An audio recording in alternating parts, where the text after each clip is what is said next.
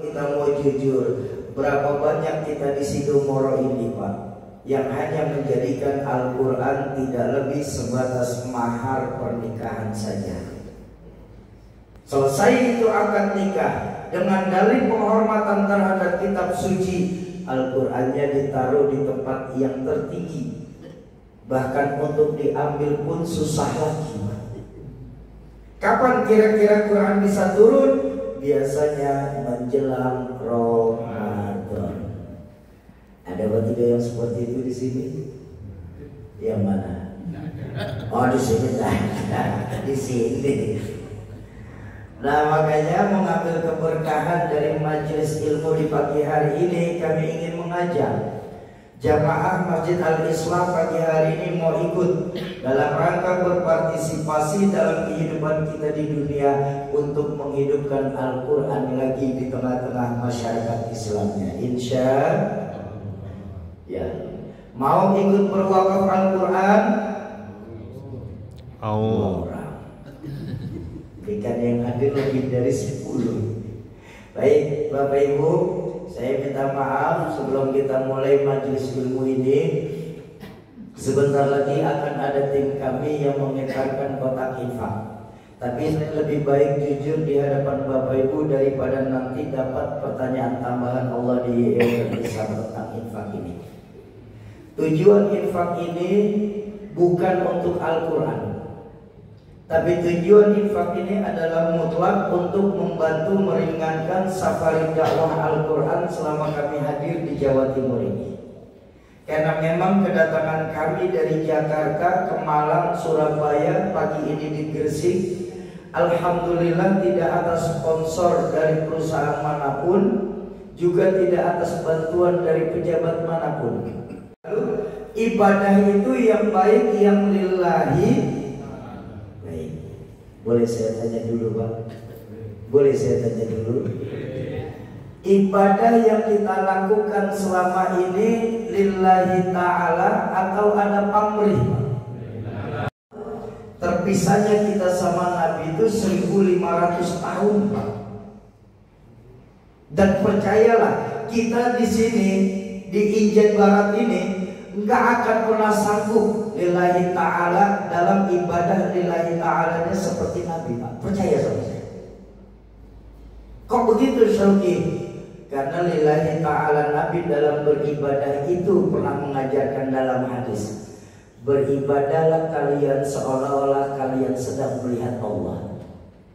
Tapi kalaupun kita tidak mampu melihat keagungan zatnya Allah, maka yakini Allah lah yang pasti melihat kita. Ya Bungge.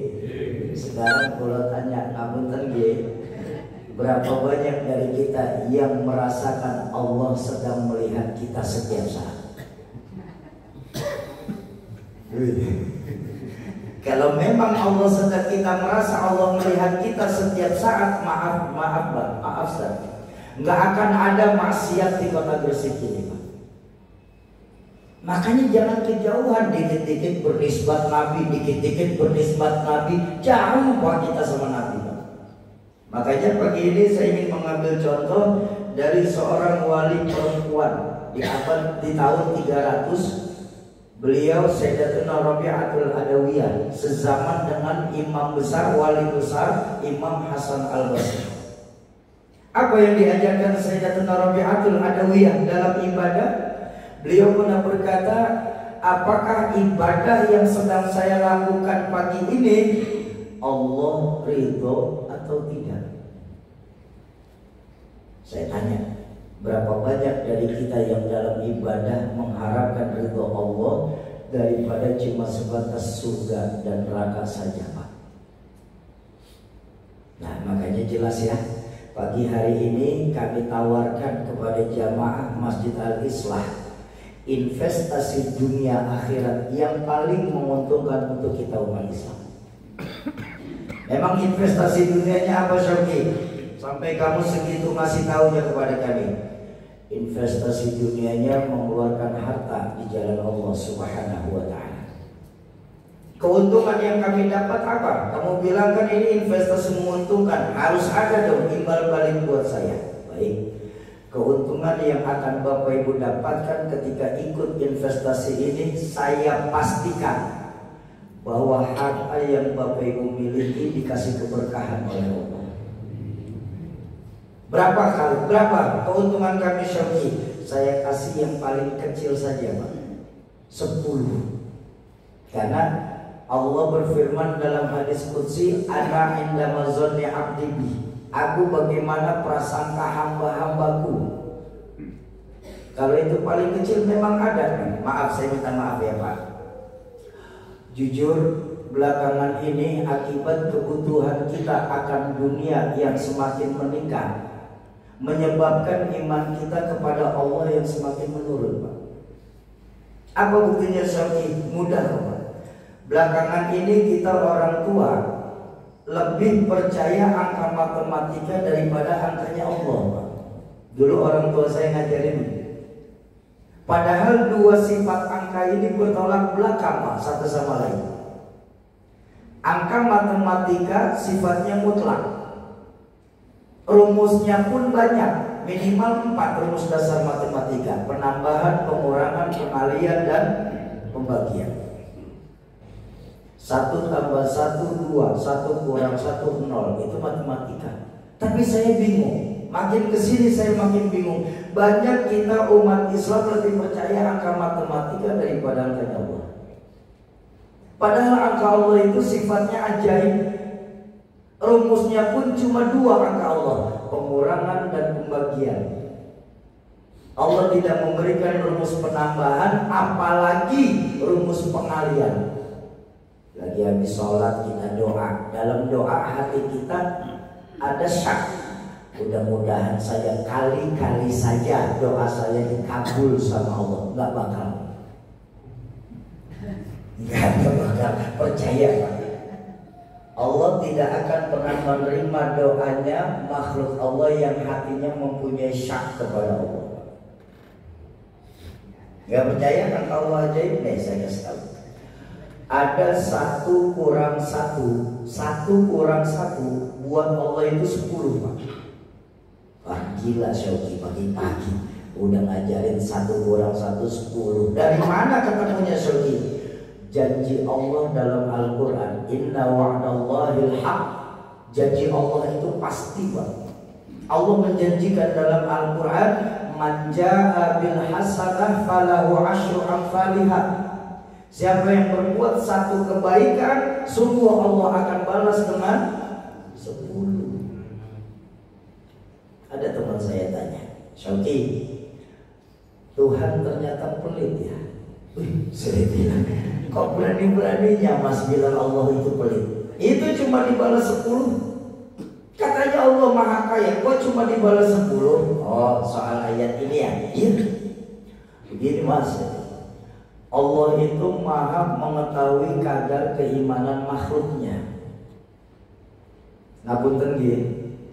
Model keimanan kita rata-rata orang jamaah Masjid Al-Islah ini keimanannya model pedagang Pak. Pedagang niku kalau ngeluarin apa-apa mesti berhitung dhisik. Kali-kali aja untung. Nah modelnya gitu. Kali-kali aja untung. Nggak percaya? Boleh tanya lagi. Ketika hari Jumat yang laki-laki yang hadir di masjid ini yang laki-laki pada sholat Jumat kan ya? Sholat apa tidak? Sholat, yang sholat. Yang sholat, yang tidak kan tidur. Baik, masuklah kita ke Masjid Al-Islah ini Pak. Biasanya Mbak Ustaz, minta maaf, kalau di Jakarta sebelum khotib naik ke mimbar niku ada kotak infak lewat. Di sini sama.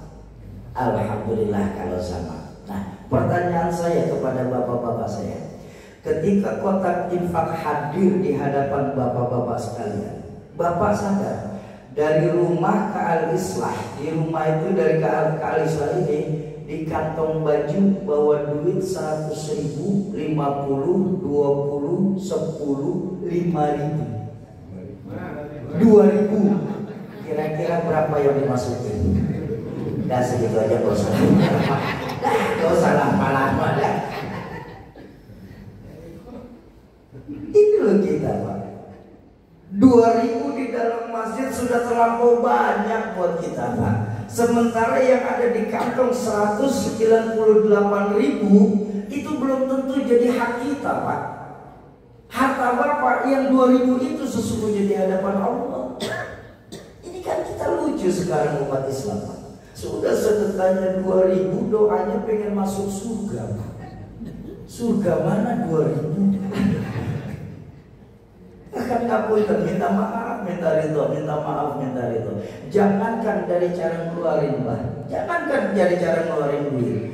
Dari zikirnya pun kita kelihatan iman kita sama Allah. Kalau kotak infaknya masih jauh, subhanallah, subhanallah, subhanallah. Ketika mulai mendekat, astagfirullah, astagfirullah, astagfirullah. Begitu di depan, innalillah.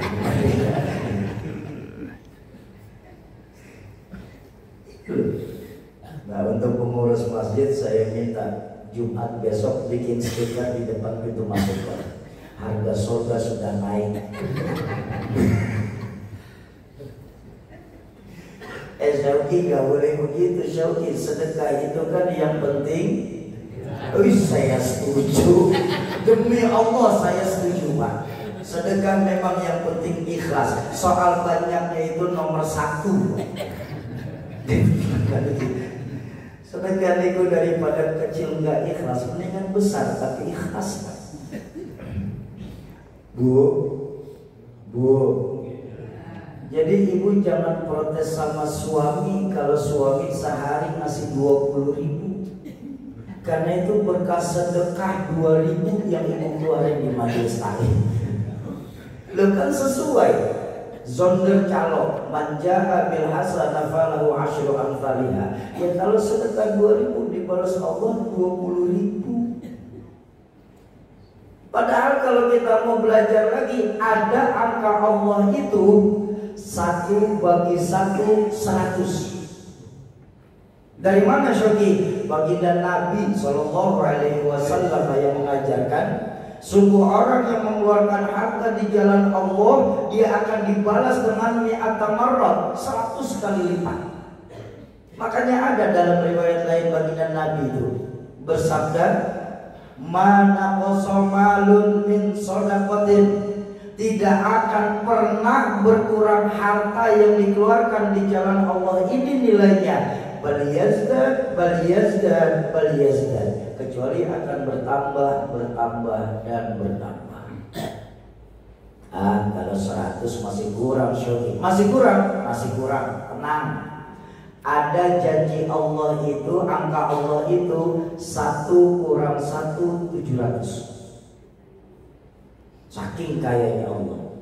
Dari mana, Syuki? Dalam Al-Quran di surah lain Allah mengingatkan, mathalul ladzina yunfiquna amwalahum fi sabilillah kamathali habbatin ambatat sab'a sanabil fi kulli sumbulatin mi'atu habbah. Orang yang mengeluarkan harta di jalan Allah laksana diberikan 1 butir biji, yang ketika biji itu ditanam Allah akan menjadikan jadi 1 pohon yang memiliki 7 cabang baru, yang di tiap cabangnya Allah akan ganti dengan 100 butir biji baru. 7 kali 100 700. Bahkan ayat ini nggak main-main loh, Pak. Ini ayat yang paling serius buat Allah tentang sedekah. Kenapa? Sampai dapat stempel Allah di pertengahan ayat ini. Apa? Wallahu yudha'ifu liman yasha. Allah akan menambahkan kepada siapa saja yang dikehendaki. Kita yang gak yakin sama Allah, Pak. Malahan saya juga pernah ditanya teman saya ini, Oke, kalau begitu Tuhan ini gak konsekuen. Loh, tadi katanya Tuhan pelit, sekarang bilang Tuhan gak konsekuen. Bagaimana sih? Iya, Syuki, setelah saya dengerin, 1 janjinya Allah dibalas 10, 1 janjinya dibalas 100, yang 1 dibalas 700. Mana yang benar, Syuki? Saya bilang semuanya benar, Pak. Otak kita yang salah. Betul. Ini loh, Pak. Semuanya benar. Karena dalam hadis qudsi itu Allah mengingatkan apa? Ana indama zanni 'abdi bi. Aku bagaimana sangkaan hambaku Ketika keyakinan kita macam orang banyak 1:10, Allah kasih 10. Ketika keyakinan kita macam baginda Nabi 1:100, dikasih 100. Bahkan ketika keyakinan kita dahsyat macam ayat Al-Quran, Allah akan kasih kita 700. Bahkan Sayyidina Utsman radhiyallahu anhu pernah keyakinannya itu dalam riwayat 1/1.000. Makanya nggak ada sejarahnya Sayyidina Utsman itu kurang secara harta. Boleh saya cerita? Boleh saya cerita? Ini kejadian ketika kota Madinah, ya, kota Madinah itu sedang mengalami paceklik. Paceklik panjang, kemarau panjang, sampai bahan-bahan sembako pun susah. Sayyidina Utsman sebagai pedagang saat itu, beliau harus belanja ke daerah Thaif, kurang lebih 20 kilo dari Madinah. Pulang bawa barang-barang dagangan. Begitu mau masuk kota Madinah, Sayyidina Utsman ini ditahan oleh para maklar sembako. Ditungguin di depan pintu gerbang Madinah. Utsman, iya Pak. Mau dibawa kemana itu? Mau dibawa ke Madinah. Kan Madinah sekarang lagi susah. Lumayanlah dapat untung sedikit. Dan begini saja Utsman, kata calo tuh maklar. Begini saja Utsman, bagaimana Pak? Bagaimana kalau daganganmu ini saya bayarin saja? Kan lumayan, kau masuk ke Madinah nggak usah bawa barang berat-berat. Boleh, tinggal tergantung saja berapa Bapak kasih keuntungan buat saya. Kalau dulu kan jual beli kan begitu Pak. Malah kita sendiri yang minta berapa Bapak berani ngasih keuntungan buat saya. Kalau sekarang enggak, keuntungannya udah ditaruh dulu. Bahkan berani harga 7.000 dijual 15.000, ditawar 10.000, udah sumpah kalau 10.000 saya belum dapat untung. Makanya dagang itu sekarang keberkahannya sudah mulai hilang. Baginda Nabi kan begitu. Saya dititipin sama Khadijah ini sekian, silahkan mau ngasih untung berapa. Itu loh cara dagang Islam yang benar. Bukan ditawar udah jelas keuntungan 3.000 masih berani sumpah lagi. Jadi Sayyidina Utsman boleh Pak. Alhamdulillah kalau Bapak mau. Berapa Bapak mau berikan keuntungan buat saya? Bagaimana kalau saya kasih keuntungan 10% dari nilainya, Utsman? Kalau 10% mending saya bawa sendiri Pak, lumayan. Saya bisa dapetin 20% karena Sayyidina Utsman. Ya sudah, 40% Utsman. Enggak, kalau 40 masih kurang. 100% Utsman. Ya kalau mau Bapak ambil saja di Thaif. Ya sudah begini Utsman, ini terakhir nih. Bagaimana kalau daganganmu saya tawar keuntungan 300%? Gak mau. Udah begini kan Sayyidina Utsman. Daripada Bapak dapat nawar saya tolak, Bapak tawar saya tolak, nanti hilang keberkahan dagang saya. Sekarang begini kan. Kalau Bapak mau ngasih keuntungan saya 1000%, saya akan serahin ke Bapak. Gila kau Utsman. Mana ada orang dagang untung 100.000%? Ada. Siapa? Allah yang akan memberikan saya keuntungan 1000%. Nggak ada urusan sama kalian. Mikir. Dibawa itu barang dagangan ke kota Madinah, dibagikan secara gratis. Tuh.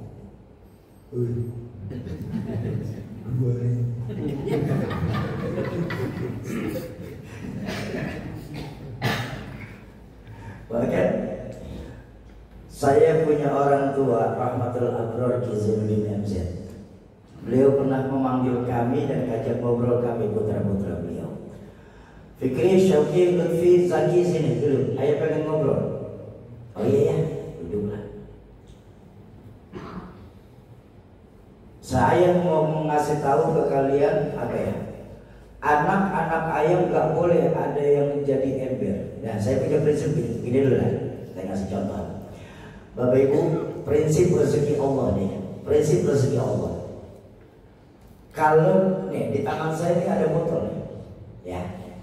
Saya mau bilang begini, kalau kita masih jadi botol ini, jangan pernah minta rezeki sebanyak ember kepada Allah, karena nggak akan pernah dikasih. Demi Allah nggak bakal dikasih. Kenapa? Satu sifat Allah yang sering kita lupa, Allah memberikan apa yang kita butuhkan, bukan yang kita minta.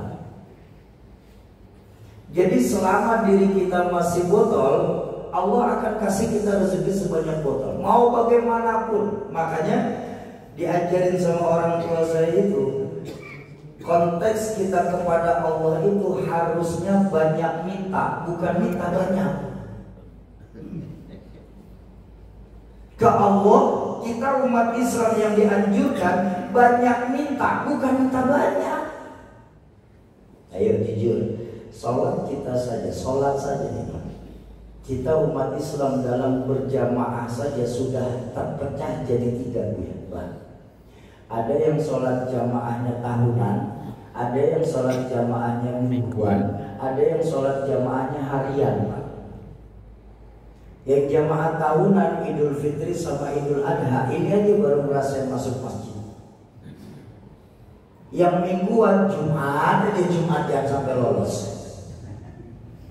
Yang harian pun kadang-kadang yang diajarkan Nabi berjamaah itu kan 5 waktu. Angkanya 4-4-3-4-2. Zuhur, asar, maghrib, isya. Lalu kenapa kebanyakan kita di Ijen Barat ini angka berjamaah 00-300? Maghrib aja kita sholat berjamaah di masjid. Nah makanya selama diri kita masih jadi botol, percaya Pak, Allah nggak akan pernah kasih kita rezeki sebanyak ini. Lalu bagaimana Syauqi caranya supaya kita banyak rezeki, punya rezeki sebanyak ember? Perbesar dulu media diri kita, Pak. Perbesar dulu media diri kita. Jadikan diri kita ini jadi ember dulu. Caranya Syauqi, sedekahnya tambahin, sholatnya jamaahin, baca Qur'annya rajinin, sama yatim rawatin, jangan cuma dikasih anu aja apa namanya tuh yang tiap tahun bulan Muharram tuh cuma santunan saja, jangan. Makanya hadis Nabi itu ana wa kafil yatama kahatain, aku dan penyayang anak yatim seperti 2 jari ini. Itu bukan cuma setahun sekali konsepnya, Pak. Ini kan kebanyakan kita, ayo Muharram, 10 Muharram lebaran anak yatim. Dikumpulin yatim, disayang-sayang yatim tuh. Ntar begitu lepas Muharram galak lagi kita sama yatim, Pak.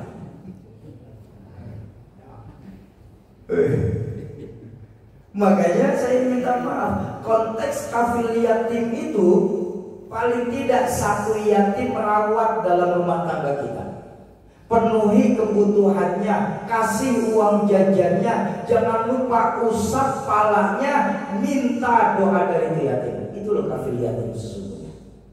Kok kita minta doa sama yatim? Oh maaf Pak, konteksnya ngikutin hadis Nabi. Kita nggak pernah tahu dari mulut mana doa kita yang dijawab sama Allah.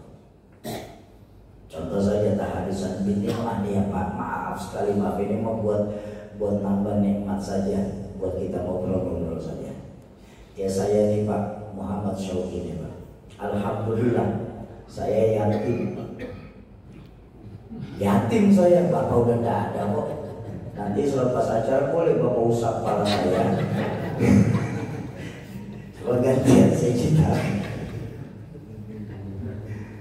Nah itu loh yang membuat media-media diri kita jadi besar Pak. Dan ketika Allah yang melihat, ini juga penting nih. Jangan kita merasa kita yang ngerasain, jangan. Karena kita ini sering salah Pak. Biarkan Allah yang menilai, jangan kita nilai diri kita Pak. Kok begitu Syauqi? Karena kebaikan seseorang itu bisa dilihat ketika orang itu meninggal. Nggak bisa dilihat saat dia masih hidup.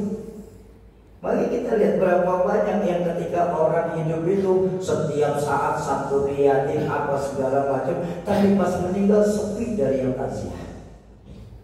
Tapi ada orang kehidupannya biasa-biasa saja, jamaah Islam, tapi saat meninggal banyak orang yang berziarah kepada mereka. Jadi nggak bisa orang baik itu dilihat dari dia hidup, nggak bisa. Makanya yang terbaik, jangan kita menilai diri kita, karena penilaian kita sering salah. Biarkan Allah yang menilai kita. Ya. Ketika diri kita sudah jadi ember menurut Allah, maka nggak usah kita capek-capek minta sama Allah, Pak, ya Allah berikan saya rezeki seember. Nggak perlu. Kenapa? Karena Allah pasti berikan kok. Makanya saya bilang, kami pernah dikasih tahu sama ayah almarhum, anak-anak ayah nggak boleh ada yang jadi ember ya. Saya protes, ya izin ya. Apa? Kikine, saya bilang saat itu, saya panggil ayah itu kan Kiki. Kikine ikut ayah saat itu saya bilang 8 tahunan. Ya, Kiki paham materi ceramah ayah. Terus ayah itu setiap buka bab sedekah, mudah-mudahan Allah ampuni ayah. Ayah itu setiap buka bab sedekah, ayah selalu menganjurkan jamaah untuk jadi ember. Lalu kenapa kami anak-anak ayah ini nggak boleh jadi ember? Ayah senyum, beliau berkata, karena kalian anak ayah. Anak ayah nggak boleh ada yang jadi ember. Lalu kami harus jadi apa punya rezeki? Anak ayah harus jadi menara air, toren. Apa namanya? Tandon. Anak ayah harus jadi tandon. Ada yang pernah ngaji bab tandon air apa belum? Belum. Malam ini saya pagi ini kita ngaji bab tandon air ya. Bapak Ibu tahu kan tandon yang ada di masjid, di rumah juga ada kan? Baik. Tandon itu Pak, menyimpan air bukan untuk dirinya Pak, tapi untuk dibagikan lagi kepada yang membutuhkan. Dan lihat sifat tandon. Semakin sering keran dari tandon dibuka, semakin jernih dan deras aliran airnya Pak, karena nggak ada lumpur yang mengikat di situ. Semakin banyak pipa yang ditanam di tandon itu, semakin banyak pipa yang ditanam, semakin cepat pula diganti dengan air yang baru. Nah makanya maaf, hebatnya dari tandon, tandon tidak memerlukan orang lain untuk isi ulang. Ember masih perlu orang lain untuk isinya. Tandon nggak perlu, kenapa? Ada otomatis. Bahkan belum habis udah diisi ulang lagi. Nah sekarang saya tanya sama jamaah hari Islah pagi ini, kira-kira tetap mau jadi botol, jadi ember, atau mau jadi tandon? Yakin?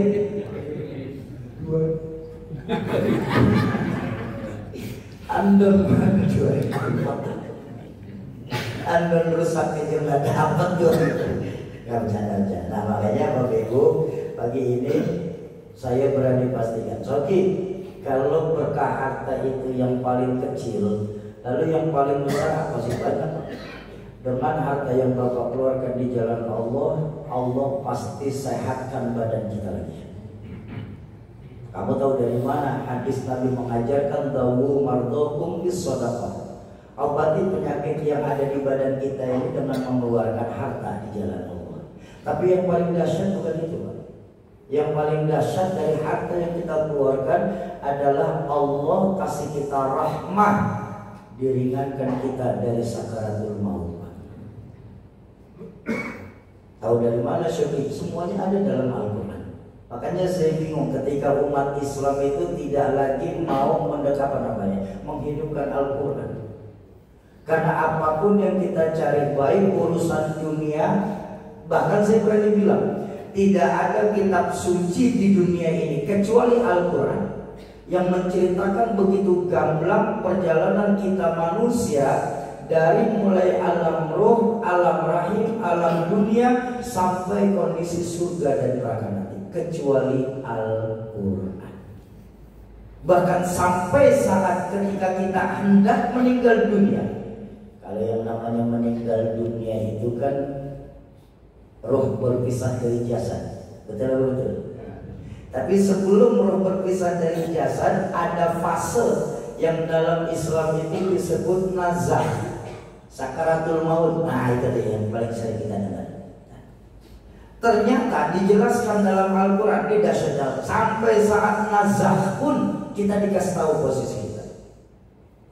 Ternyata ketika kita semua, saya, bapak, ibu, semua kita ketika sedang mengalami nazah, ternyata roh kita itu berdoa untuk yang terakhir kali kepada Allah. Tapi sayang seribu sayang, doa kita nggak dijawab Pak yang terakhir ini Pak. Kenapa? Sudah terlambat, sudah expired doa kita. Memang apa doa roh kita kepada Allah untuk yang terakhir kali? Dalam Al-Quran dijelaskan doa kita kepada Allah yang terakhir kali saat sakaratul maut, Rabbi laula akhartani ila ajalin qarib. Ya Allah, kalau bisa tunda sebentar kematian yang sudah di hadapan saya ini, ya Allah, tunda sebentar. Payah kami merasakan sakaratul maut ini, ya Allah, tunda sebentar. Kalau Engkau mengabulkan doaku saat ini, ya Allah, fa'as-soddaqo, saya akan bersedekah yang banyak, wa akum minas solihin, dan saya akan jadi orang yang paling baik yang pernah ada di Sidomoro ini, ya Allah. Kenapa sih tentang sedekah yang kita anggap sepele, Pak? Bukannya sholat, bukannya haji, bukannya baca Quran, tapi tentang sedekah, tentang mengeluarkan harta di jalan Allah. Karena dengan sedekah Allah akan kasih kita rahmah berupa diringankan rasa sakit sakaratul maut. Tapi saya minta maaf, yang ketiga ini saya nggak berani janjikan. Makanya dari awal saya bilang saya janjikan cuma satu saja, itu pun yang paling kecil, Allah berkahkan harta. Memang kenapa kamu nggak berani janjikan Syaugi? Karena saya sendiri nggak tahu nanti saya meninggal dunia bisa husnul khotimah atau saya mati nanti justru dalam keadaan su'ul khotimah. Ada satu yang dipesan sama orang tua kami, jangan pernah kau janjikan sesuatu yang kau sendiri tidak tahu ke depannya seperti apa. Nah makanya yang saya janjikan cuma satu, saya pastikan itu Pak. Kok kalau yang itu kamu berani pastikan Syaugi? Karena saya minta maaf Bapak Ibu, yang ada di hadapan Bapak Ibu ini adalah makhluk Allah yang hidup dalam dua keberkahan saja. Keberkahan orang doa dari orang tua dan guru saya, yang kedua keberkahan dari sedekah yang saya keluarkan. Saya nggak kerja, Bapak Ibu mungkin kerja, punya gaji, saya nggak punya gaji. Tapi Bapak Ibu gajian nggak bisa jalan-jalan kemana-mana, saya nggak kerja, Allah kasih saya keliling Indonesia setiap bulan.